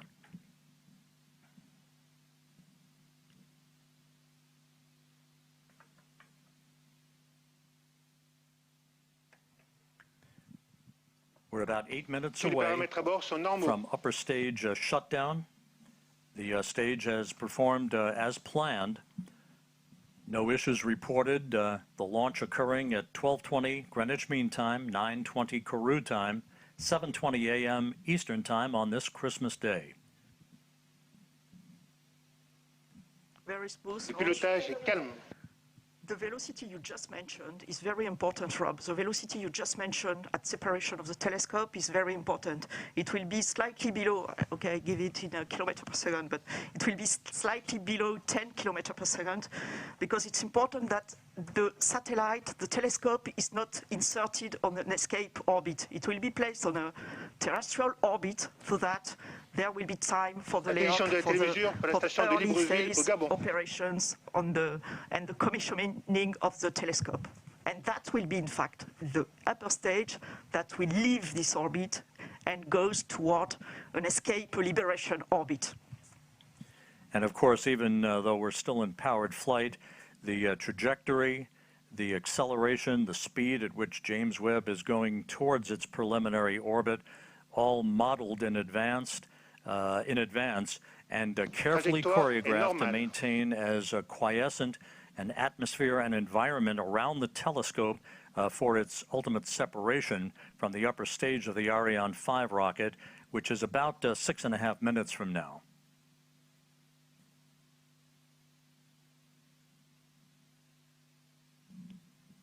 18.5 minutes into the flight. It's very quiet now here in the control center here in Kourou. NASA officials, European Space Agency officials, Arianespace officials, all watching telemetry very carefully.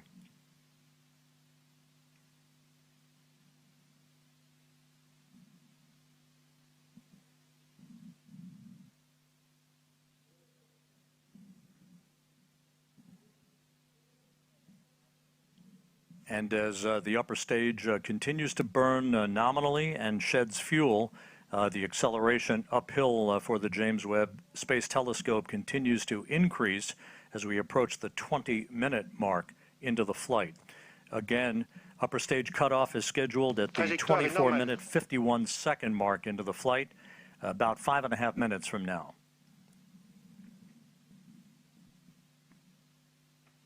After the cutoff of this main engine, as you said, Rob, we will have a short ballistic phase, a short coasting phase that will, when the upper stage will rely fully on its what we call the attitude and roll control system, and it will adjust its attitude so that during this small ballistic phase, all the requirements from the telescope are fully met. And that at the separation, when there will be the separation, the conditions will be very smooth and as requested for the telescope. Beginning of life. Today's countdown was as flawless as you can imagine. The weather was perfect all the way through the early morning hours, through the fueling process of the vehicle. The weather's been a bit dicey here in Kourou over the past few days, but everything fell together on this Christmas day to send a new present to the world's astronomer. 20 minutes, 40 seconds into the flight. Trajectoire normale, tous les paramètres à bord sont normaux. All parameters nominal as reported by Jean-Luc Voyer, the range operations manager. 4 minutes of powered flight remaining.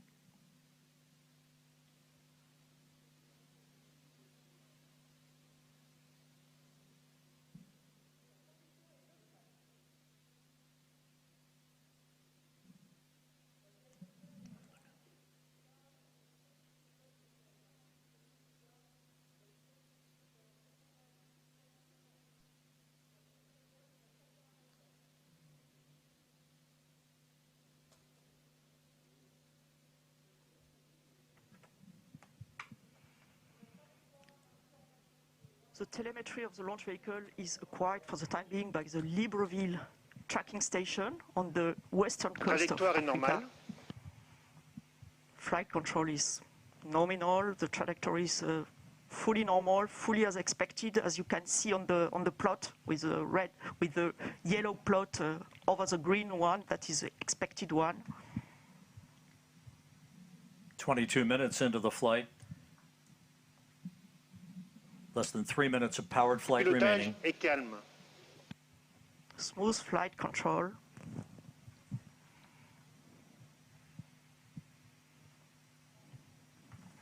And again, as we've mentioned before, les paramètres à bord sont normaux. Everything nominal reported by the range operations manager. As we've mentioned before, this is a long ride uphill for the James Webb Space Telescope to put it at the proper position in the sky so that it can escape from the Earth, basically head beyond the moon towards its final orbit for its commissioning activities that will be the dominant feature of all of the operations from the Space Telescope Science Institute over the course of the next several weeks. And the launch operations manager announced the acquisition by the Malindi station, as expected, for the end of the flight and the last part of the upper stage flight and the separation of the telescope. James Webb is about 4 minutes away from separating from the upper stage, and again at that point it will be on its own. And again, those milestones that we discussed a bit earlier in the broadcast will begin to be followed carefully by the telescope controllers at the Mission Operations Center, the MOC as it's called, at the Space Telescope Science Institute in Baltimore.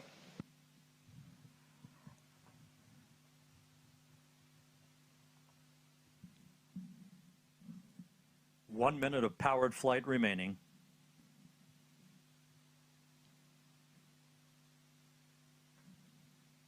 The upper stage continues to function perfectly. It's been a smooth ride for the James Webb Space Telescope.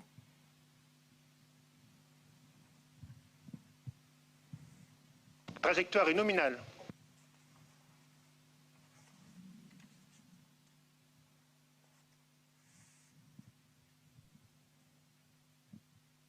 That upper stage was loaded pre-flight this morning with 15 tons of propellant for this long 16-minute burn.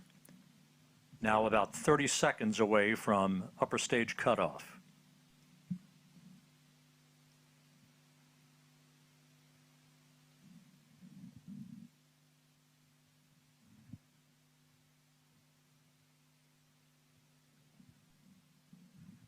And we're standing by for upper stage shutdown and the cutoff of the upper stage engine.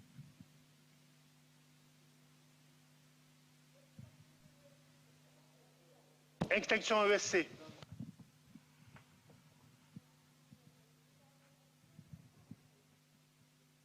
Tous les paramètres à bord sont normaux. The extinction of the shut-off of the cut-off of the engine was confirmed exactly as expected, with the exactly expected altitude and speed and velocity.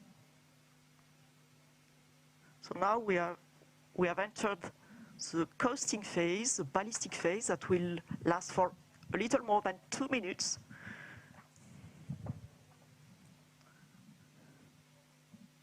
And the telescope controllers in Baltimore confirming that all of the function parameters for the James Webb Space Telescope have been loaded on board the telescope. We are expecting Webb separation at the 27-minute 7-second mark here into the flight. Just over a minute from now, springs will gently push Webb away from the upper stage of the Ariane 5. As it moves further and further away from the upper stage, there'll be what we refer to as a collision avoidance maneuver. Yes, Rob, exactly. The springs already will give some distancing, of course, between the two objects, between the telescope and the upper stage. And then the upper stage will leave the trajectory of the telescope and makes a special maneuver to pass the telescope and heads towards a liberation orbit and leaves the telescope on its orbit without any risk of collision and without any risk of pollution towards the telescope. And we're about 17 seconds away from Webb separation.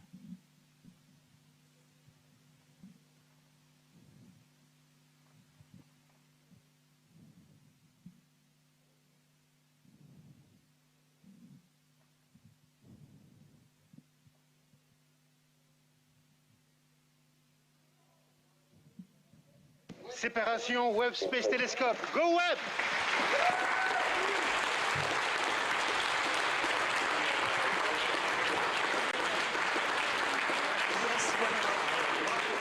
We do have confirmation of observatory separation.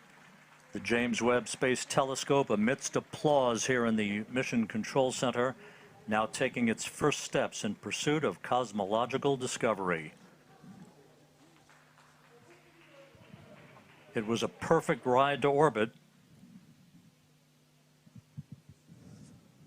and all of the separation sequence of in good fashion according to the telescope controllers.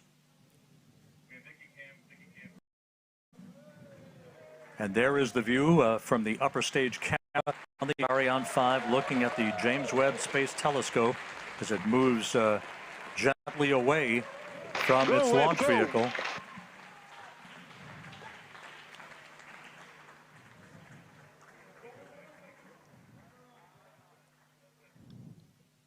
Fantastic pictures of this telescope. Go Webb, go Webb. Yes, go Webb. Ironically enough, as we marvel on this view from the upper stage camera, this will be humanity's last view of the James Webb Space Telescope as it moves to its workplace about 1 million miles away from Earth. Yes, you're right, Rob. Yeah. Impressive, fantastic pictures. Yeah. Now we'll be hearing shortly from the Mission Operations Manager at the Space Telescope Science Institute, Carl Starr, who will be calling out the procedures that will lead to the deployment of Webb's solar array.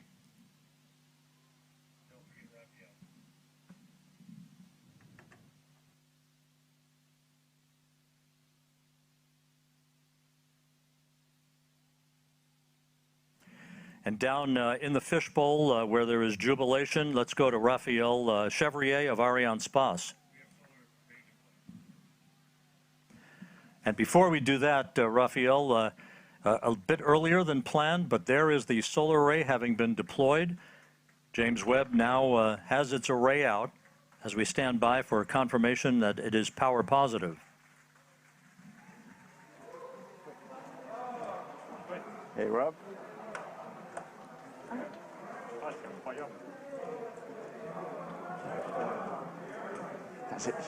J'entends pas ce qu'il me dit. Il m'a appelé ou pas? Il m'a appelé ou pas, Rob? Non, il t'a pas appelé. And there it is. There's your critical call. James Webb not only has legs, but it has power as it begins its journey and the commissioning activities to follow. And with that, let's go down to the floor in the fishbowl and Raphael Chevrier of Arianespace. This is it. We have witnessed and the confirmation that Ariane 5 has safely delivered Webb into space. The upper stage is now being placed on a safe escape orbit around the Sun, but honestly, I've got to tell you that these images are absolutely incredible, and well, it may be the end of the mission for Arianespace, but it's only the beginning of the journey for Webb. It's now on its way to the Lagrange point. Congratulations to all the team involved in the flight. Really, there is no words to describe the immersion that is happening right now in the fishbowl. So all I can say is good luck, Webb, and bring us incredible data from the deep universe. At that point, our sequence will continue. Well, Raphael, congratulations on a perfect ride to orbit from the Ariane 5 out of Kourou here today. A view here in the Space Telescope Science Institute. Their work just beginning on a new era of scientific observations. Luce Fabregat, it was a smooth ride to orbit. Everything went by the book, almost like a simulation, without any problems. And we thank you for all of your insight throughout the course of the day. Thanks to you, Rob, and really a great achievement. I have many faces and names now coming up to my mind, and really you can be proud of what was achieved on both sides of the Atlantic Ocean. Thanks a lot to you. Tremendous jubilation here in the control center. You're looking at Jean-Luc Voyer, the range operations manager. Quite a Christmas present for the world's astronomers as the James Webb Space Telescope begins its life heading towards deep space. With that, we're going to go back to the floor now to Katie Haswell. Katie, we did our thing. It's up to you now. Oh my goodness, I just can't tell you. It's such utter jubilation here on the floor in the Jupiter Control Center. Everybody's been whooping with joy. The controllers here and the mission controllers jumping up, clapping, whooping with joy, people hugging. And I have to say, my throat was caught as I saw the glimpse of sunshine on Webb solar panels as we watched it heading out into space on its journey to its working zone. It's going to take about 6 months before we start getting our deep space observations from Webb. Of course, the teams have got a huge amount to do before we get to that, and our best wishes with all those teams in Baltimore. I want to get some reaction. Right now, everybody is talking and hugging each other because they're feeling so excited, and I totally understand that. Let's start, though, by going over to the NASA administrator, Bill Nelson.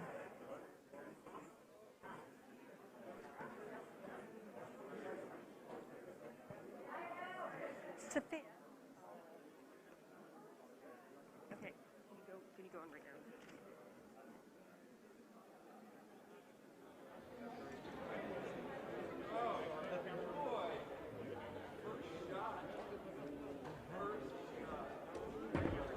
Okay.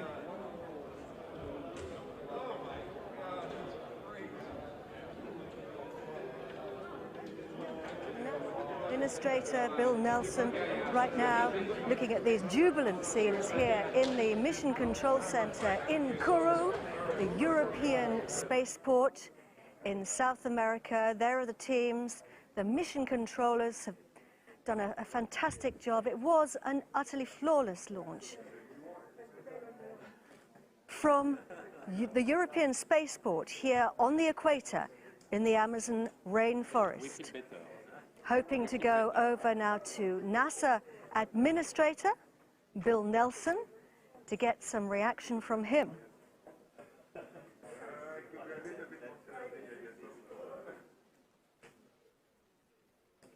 All stations, 7.5 minutes, give or take, until the sequence continues with our ADIR release part 1 and our TCS configurations.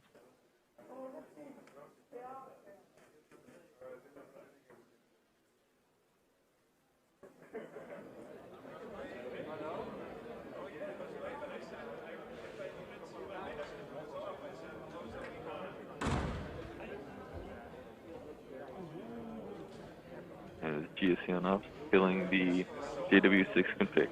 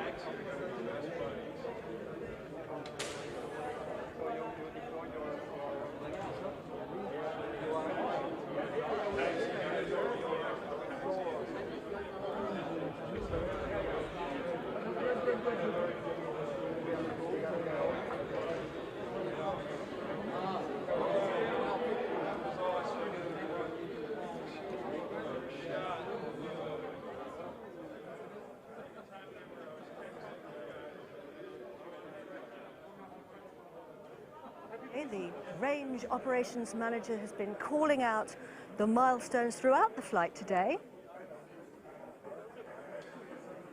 And the ESA teams responsible for so much fabulous work, great teamwork here to get the Webb telescope into space, and Webb is now heading out on its journey, on its own, with the mission controllers, the telescope mission controllers in Baltimore, following those incredibly important first actions and first operations. Charlotte Bezko there, who's responsible for the ESA operations here at the spaceport. We're hanging in there, waiting and hoping to hear from the NASA Administrator, Bill Nelson, who I have absolutely no doubt will be as jubilant as everybody here at the Guyana Space Center. Charlotte Bezko, who has been working for, I think, most of her professional life in human spaceflight and now heading up the ESA operations here at the European spaceport.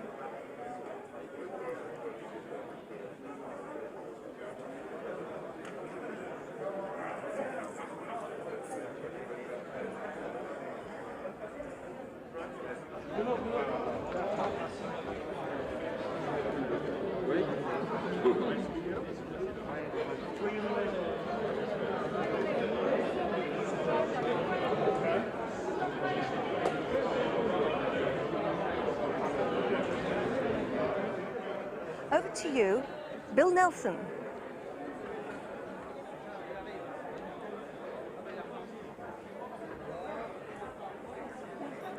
Okay, Katie, thank you very much.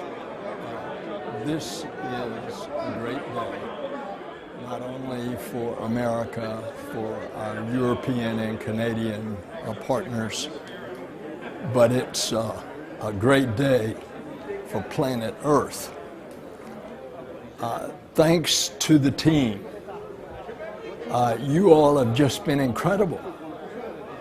And over 3 decades, you've produced this telescope that is now going to take us back in time. It's a time machine. It's going to take us back to the very beginnings of the universe. We are going to discover incredible things that we never imagined.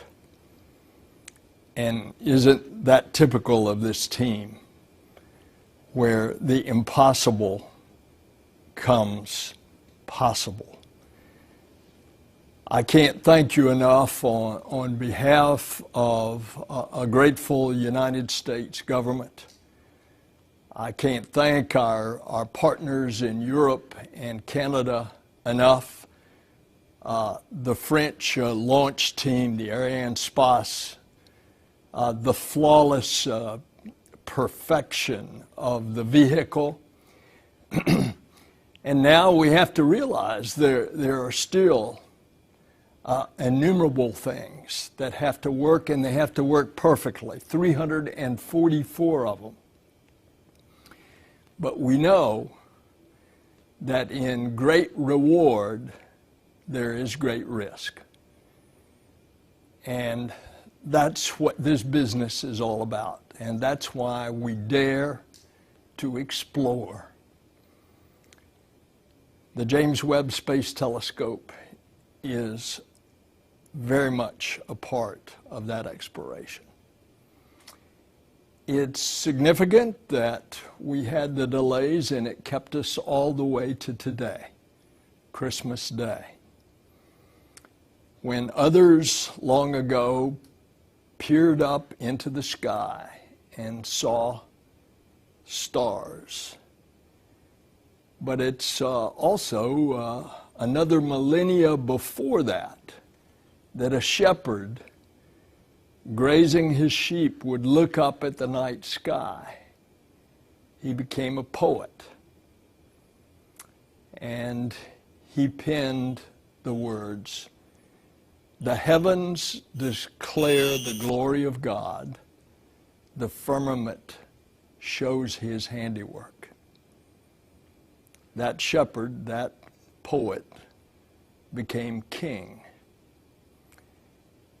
And those immortal words in Psalm 19 encapsulate the expressions that we have today.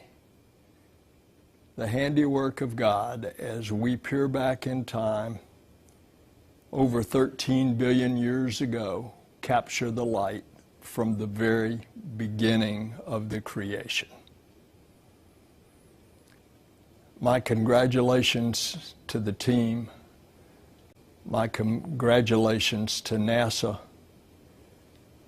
to our partners. Go James Webb Space Telescope.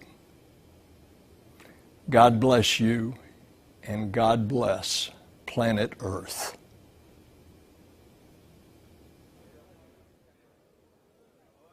Back to you, Katie. Bill Nelson, thank you very much for those incredibly moving words. Indeed, we're heading out to look at the first light of the universe. And Bill Nelson there, we have Stefan Israel with us from Arianespace. Bill Nelson there being so complimentary about the partnerships, the teamwork, and thanks as well to you guys for this fantastic launch. What a day, Stefan. Indeed, what a Christmas gift today from the Guyana Space Center. We really want to thank NASA for its trust, the administrator, Bill Nelson. We have with us Thomas Zurbuchen and all his team, and our first thoughts are going to NASA. It is a journey of 20 years we have made together. We have worked as hell, I would say, to make this happen, and now it's done. I want to thank as well ESA, who is formerly our contractor for this launch. We have Joseph Aschbacher with us, we have Daniel Neuenschwander. We have worked hand by hand to make it happen. I want to thank CNES, Ariane 5 Design Authority, and our daily partner here in the Guyana Space Center. Philippe Baptiste is with us, Marianne Claire is with us. Thank you very much to CNES. For sure, I want to pay my tribute to Ariane Group, which is the prime contractor of Ariane 5, main shareholder of Arianespace, and which has delivered the launcher up to liftoff. And doing so, I pay also my tribute to Arianespace team. The Arianespace team have worked all this year to make this 14th launch of the year and this very special mission. Your dedication, your professionalism has made the success of tonight. Tonight is a great step for the space journey. It is also a great step for the friendship between the United States of America, Europe and France. So thank you very much to all of us. And now I think we can take a little bit of a rest, but we are going now to leave with Webb up to its final destination to the Lagrange point. Thank you very much. Thanks a lot. Thank you very much, Stefan. And the Director General of the European Space Agency is Joseph Aschbacher. Joseph.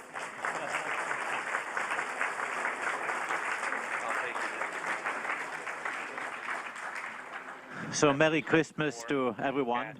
And we have delivered a Christmas gift today to humanity, to people, to NASA, but also to all the people in this world. Because with this James Webb Space Telescope, we are really enabling new science, new excitement, but also really rewarding all the engineering and all the effort that has gone into it. And I'm really grateful for this success. We have delivered a mission into space. It's power positive, everything is nominal, and I'm very grateful to Arianespace and all our partners for all this work. Stefan Israel has already thanked all our partners, but let me also just very briefly recall that this was really a team effort. It was a team effort of the European team. We call it Team Europe, the European Space Agency, obviously providing the launcher with Arianespace, with CNES, with Ariane Group, with all our partners which we have to make this possible. And I really would like to spend a minute to thank all the people involved in this. Today is Christmas. Some of them are here, have been spent weeks here in French Guiana or at the sites where they have been working. It's a special moment. I know you have made sacrifices, but it's a special moment, and really thank you from my heart. But also thank you, NASA. Bill Nelson was speaking before. Thomas Zurbuchen is here with his team. Fantastic cooperation, and this cooperation between NASA and European team is really exemplary. And a big, big thank you, Thomas and your people, for what you have done together with us, that you have entrusted this precious spacecraft to us, which we could deliver. And I'm so happy today, I can tell you, this is a very special moment. It's very nerve-wracking. I couldn't do launches every single day. This would not be good for my life expectancy. But I can tell you this was very exciting, very nerve-wracking, but really, really very successful. And thank you from my side. And congratulations, NASA. Congratulations, science community. Big science is to come, and really, really happy. Thank you from my side. Thank you very much. So the president of the CNES, which is the French space agency, is Philippe Baptiste, and he joins us now. Philippe. Thank you very much. Well, as everybody here in the room, I'm very, very happy to see that everything was fine, everything is nominal. It's great news for NASA, for ESA, for all of us. I just want to thank all the people who have been working over the last 20 years on this incredible instrument, on this telescope, but also people who have been working on the launch. I'm thinking especially on the 500 people who have been working yesterday during Christmas Eve to prepare the launch, to prepare this successful launch. And I really want to thank them very much. People from CNES, from ESA, from NASA, from Arianespace, and from all the partners who are around. I also want to give a special thank to the French Armed Force of Guyana who made this launch possible. They were monitoring everything, and without them, nothing would be possible here on this site. So thank you very much for all of them, and thanks also to all people from Guyana who are supporting this incredible European spaceport that we have here today. Thank you very much. Thank you, Philippe. So we now have a pre-recorded message from Lisa Campbell, who is the president of the Canadian Space Agency. I am so proud to witness the highly anticipated launch of this extraordinary mission. Je suis très heureuse et fière de m'adresser à vous aujourd'hui. It's a remarkable feat of international collaboration to think of all the scientific and engineering coordination that made today's events possible. In fact, Webb is the result of close to 25 years of planning and development with our international partners. Notre participation au télescope Webb est l'aboutissement de plus de 25 ans de planification et développement avec nos partenaires internationaux. We're playing a big role on the world stage. Canadian excellence has helped make this flagship telescope a reality. Our participation in Webb is extremely significant. It's the largest space science project in the 60-year history of our space program. Webb est effectivement le plus grand projet de sciences spatiales dans lequel nous avons été impliqués depuis le début de notre programme spatial. The successful launch of this groundbreaking telescope bolsters humanity's quest for knowledge of the cosmos and ignites interest in astronomy for a new generation. The Canadian Space Agency is proud to have contributed critical instruments to this large-scale partnership as part of a global effort to spur the next great scientific leap. We're thrilled to take part in a mission of such enormous scientific promise. Nous sommes ravis de faire partie de cette mission extraordinaire. Canadian astronomers are excited to use Webb's data and benefit from the tremendous science opportunities offered by this one-of-a-kind observatory. We congratulate the fantastic team of over 10,000 people who put all their skills, ingenuity, and effort into developing the telescope for more than 2 decades. Bon voyage, Webb! Canadians will follow your journey with great interest. And now I'd like to hand you over to Thomas de Broeken, who is the head of science at NASA. Thomas. Well, Katie, what an emotional day, what an emotional time. We're here, all of us who have been working together for so many weeks, months, and years, and more importantly, our teams who are taking team images behind us, who have put in front of their lives as a highest priority for so many of them to actually get this done and get it done here, working even during the holiday times. I just couldn't be more grateful to the many, whether it's Arianespace, CNES, the European Space Agency, all the amazing people around French Guiana, the forces that are here, all the good people that have been such great hosts to our teams, all of them I want to thank. You know, whenever we look at launches, they're both an ending and a beginning. They're an ending of an engineering project on the ground, and with many amazing hours and challenges that are there, but they're a beginning. They're a beginning of one of the most amazing missions that humanity has conceived, and I'm so excited to look forward to the next setup of this telescope and all the science to come. Thanks to everybody.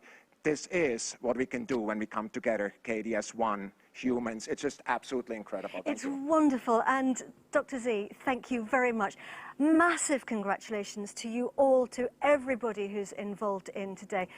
Huge congratulations from everybody here at the Guiana Space Center, and also our very best wishes to all the teams in Baltimore who are now monitoring those early operations of the telescope as it starts to unfold. I'm going to hand you back now to Goddard, but before I do, I just want to say from all of us here at the Guiana Space Center, Merry Christmas. Over to you, Michelle. Thank you, Katie. I can tell you that here it feels like the dawn of a new age. Historians of the future will divide our understanding of the cosmos into eras before Webb and after Webb. Webb is this milestone that marks a bold effort to look backwards in time to the mysterious origins of everything. Of course, we move at human time scales, so here's what's coming up.